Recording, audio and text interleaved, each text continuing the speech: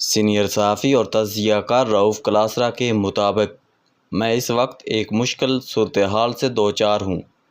ایک طرف سیلاب کی سیرابی علاقوں میں تباہ کاریاں ہیں، یہ ایک بہت بڑا انسانی المیہ جنم لے رہا ہے، اور جب پانی اترے گا تو دنیا کو اندازہ ہوگا کہ کتنی بڑی قیامت ان علاقوں میں گزر گئی، اور بچوں، خواتین اور مردوں کو کیسے لمحوں میں پانی نگل گیا۔ دوسری طرف یہاں اسلام آباد میں روز کسی نہ کسی قیامہ کمیٹی کا اجلاس چل رہا ہوتا ہے۔ یہاں میں جاتا ہوں تاکہ پتہ چلے کہ اس ملک کے عوام کے لیے بیوروکریٹس اور عوامی نمائندے کیا کر رہے ہیں۔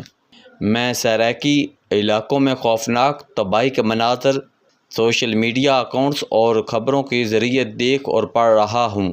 وہ دہلا دینے والے ہیں۔ ان علاقوں میں لوگ روٹی کو ترس رہے ہیں یا پانی میں ڈوب رہے ہیں، لیکن دوسری جانب جب میں قیامہ کمیٹیوں کے اجلاسوں میں شریک ہوتا ہوں تو پتہ چلتا ہے کہ اس ملک میں کتنی لوٹ مچی ہوئی ہے۔ اب بھی سینٹ کی قیامہ کمیٹی برائے تجارت میں 3 گھنٹے کے اجلاس کی کارروائی دیکھ کر آیا ہوں، جس کی صدارت سینیٹر انوشا رحمان کر رہی تھی۔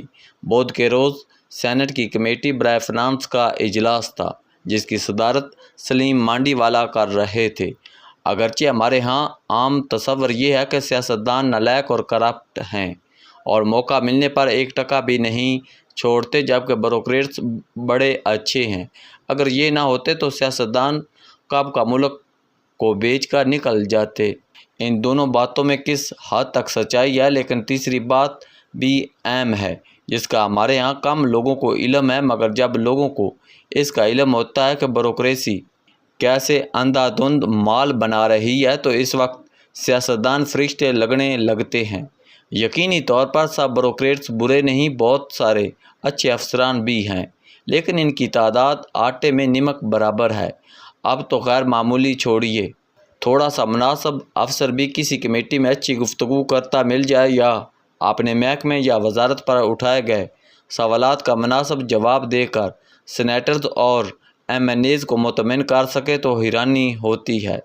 پچھلے چند ہفتوں میں اوپر نیچے قیامہ کمیٹیوں کے اجلاسوں میں شریک ہوتا رہا اور بہت کچھ دیکھنے اور سننے کو ملا، اور یقین کریں اس سے ڈپریشن ہی ہوا۔ حالانکہ ہم صحافی دھیرے دھیرے یہ سب کچھ دیکھ کر ڈھیٹ ہو جاتے ہیں، لیکن پھر بھی ان کمیٹی اجلاسوں میں ایسے کیس آپ کے سامنے آ جاتے ہیں کہ ڈھیٹ ہونے کے باوجود آپ کو بڑا دھچکا لگتا ہے کہ اب بھی بڑے وارداتیے ہمارے اندر موجود ہیں جو قانون کے نام پر لوٹ مار مچائے ہوئے ہیں، اور اپنی اس لوٹ مار کے ایسے جواز پیش کرتے ہیں کہ سینیٹر چکرا جاتے ہیں۔ یہ 2-3 کیس ہی دیکھ لیں جو سینٹ کی فنانس کمیٹی میں پیش ہوئے، بلکہ اس سے بھی پہلے پبلک اکاؤنٹس کمیٹی میں بھی لینڈ کیے۔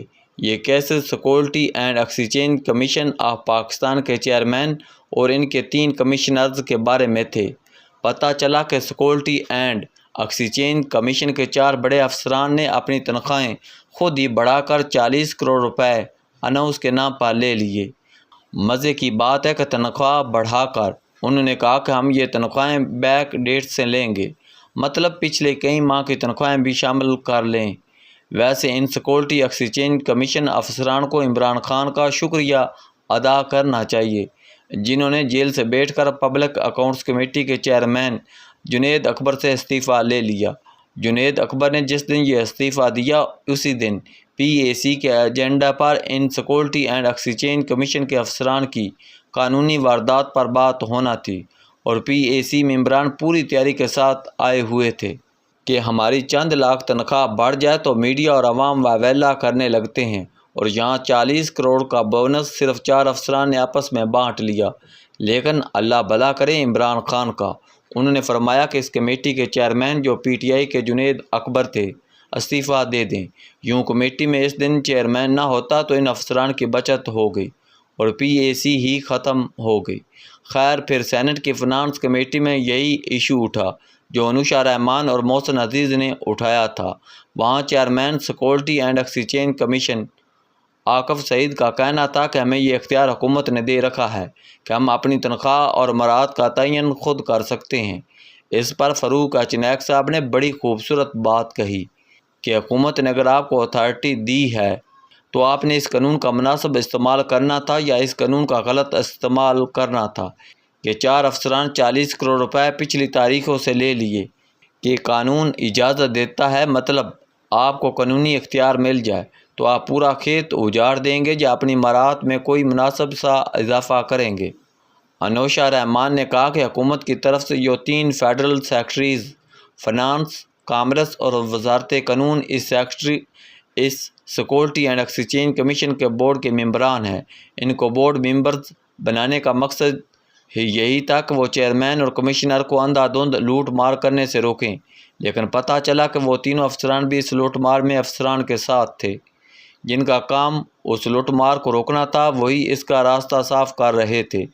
اس پر چیئرمین FBR راشد لنگڑیار نے بڑی زبردست بات کی کہ ان بورڈز میں ایک نیا کھیل کھیلا جا رہا ہے۔ پہلے بورڈ کے ممبران چیئرمین اور MD کو انگنت مراعات اور بونس یا تنخواہ کے نام پر کھل کر نوازتے ہیں، جواباً محکمے کا چیئرمین یا MD بورڈ ممبران پر مراعات اور دیگر انعام و اکرام کی بارش کر دیتا ہے۔ یوں دونوں کا کام چل رہا ہے اور اس کھیل میں بڑے بڑے سرکاری بابو شامل ہیں۔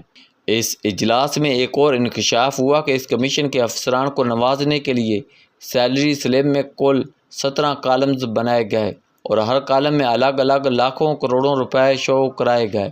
اندازہ کریں کہ ایک سیلری سلپ پر 17 کالم ہیں جو ایک بندے کی تنخواہ ہے۔ کمیٹی نے ان 17 کالموں کی وجہ پوچھی تو بتایا گیا کہ یہ دراصل ٹیکس بچانے کا طریقہ ہے۔ اندازہ کریں کہ افسران خود ٹیکس سے بچنے کے لیے مختلف کالموں کا سہارا لے رہے ہیں۔ ویسے کسی نے کمیشن کے چیئرمین اور دیگر 3 ممبران کو نہیں بتایا کہ وہ آفٹر ٹیکس تنخواہ کی منظوری لے لیتے اور اسی بورڈ سے منظوری کراتے جس کے ممبران نے 40 کروڑ کے اناؤنس منظور کر لیے تھے، وہ 2-3 کروڑ روپے مزید بھی دے دیتے۔ یہ پیسہ کون سا بورڈ ممبران کی جیب سے جا رہا تھا؟ بورڈ سے یاد آیا کہ سیکورٹی اینڈ ایکسچینج کمیشن کے 9 میں سے 3 ممبران تو فیڈرل سیکرٹریز ہیں، باقی 6 ممبران پرائیویٹ سیکٹر سے ہیں اور سبھی کراچی سے ہیں۔ ابھی یہ قصہ ختم نہیں ہوا اور کمیٹی میں چل رہا ہے، لہٰذا آپ کو اس کی مزید کہانیاں سناتا رہوں گا۔ ہاں، نیشنل کارپوریشن کے سابق چیف ایگزیکٹو کا پتہ چلا کہ ان کے موصوف نے بھی اس طرح بورڈ ممبران کو ساتھ ملا کر 34 کروڑ روپے کا بونس 3 سال میں لیا اور چلتے بنے۔ ایک طرف پانی نے وسطی پنجاب سے سرائکی علاقوں تک تباہی مچائی ہوئی ہے تو دوسری طرف ان بابوز نے کراچی سے اسلام آباد تک مالی تباہی مچائی ہوئی ہے۔ ایک اکیلا بندہ 34 کروڑ لے اڑا۔